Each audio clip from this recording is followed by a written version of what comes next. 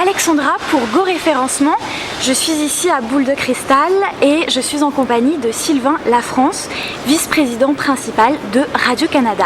Bonjour Sylvain, pouvez-vous nous parler de votre présentation que vous avez donnée? Oui, en gros, je suis venu un peu parler d'abord de Radio-Canada, naturellement, comment on a fait face jusqu'à maintenant aux transformations médiatiques qui sont là et comment on va faire face dans les prochaines années, parce que c'est un vrai bouleversement pour un média traditionnel. Hein. C'est des questions qui sont extrêmement importantes. L'accélération des bouleversements est très rapide. Donc, comment nous, à Radio-Canada, on a fait face d'abord, parce qu'on a quand même investi beaucoup les médias sociaux, les médias numériques et tout ça, mais comment on va le faire aussi au cours des prochaines années? Quels sont les défis pour nous dans ça? J'ai aussi parlé un peu des enjeux, parce qu'il y a des enjeux qui m'apparaissent extrêmement importants, des enjeux de protection de l'identité culturelle, des enjeux de démocratie de culture, parce que à Radio-Canada, c'est peut-être les enjeux qui nous interpellent le plus, parce que pour nous, qui sommes des gens de communication, au-delà des questions technologiques, au-delà des questions économiques, la question qui se pose, c'est est-ce que ça va donner plus de démocratie, est-ce que ça va donner plus de culture en bout de ligne, est-ce que ça va protéger les identités culturelles? Et c'est des questions qui me préoccupent beaucoup aussi. Et selon vous, avec l'engouement des médias sociaux, qu'est-ce que quelles sont les mutations dans le domaine journalistique?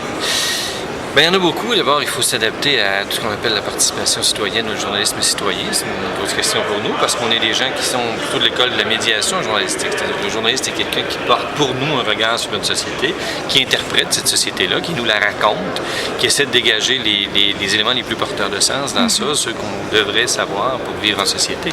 Alors, il y a une vraie transformation. Comment une entreprise de médias traditionnelle comme nous, une entreprise journalistique comme nous, peut utiliser les médias sociaux, peut être partenaire des médias sociaux pour mieux accomplir son mandat. Jusqu'à un certain point, il y a deux façons de le voir. Hein.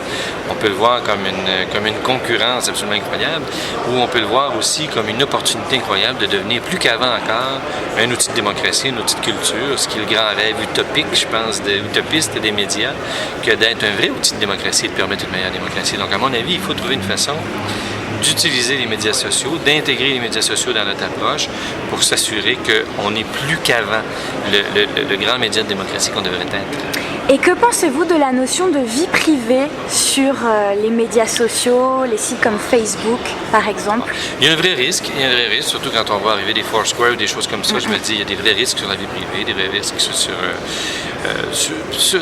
sur l'organisation de nos vies, parce que les technologies sont emballantes, mais il ne faut jamais perdre de vue ce qu'on veut organiser comme société, dans quelle sorte de société on veut vivre. Et je trouve qu'il y a des trucs inquiétants sur la vie privée. Je pense qu'on va en parler au cours de la boule de cristal ici. Il y en a qui s'y connaissent encore mieux que moi, mais c'est une vraie préoccupation qu'on a à Radio-Canada, d'abord comme journaliste, mais aussi comme porteur d'informations sur les gens qui s'abonnent à nos trucs, tout ça. Alors, jusqu'à quel point nous pourrions vendre l'information sur nos auditoires et tout ça. Je pense qu'actuellement, on ne le fait pas. On ne pense pas qu'il faut le faire. Mais il y a un paquet de questions éthiques qui se posent avec la question de la vie privée qui sont extrêmement importantes. Merci beaucoup, Sylvain. Je vous remercie.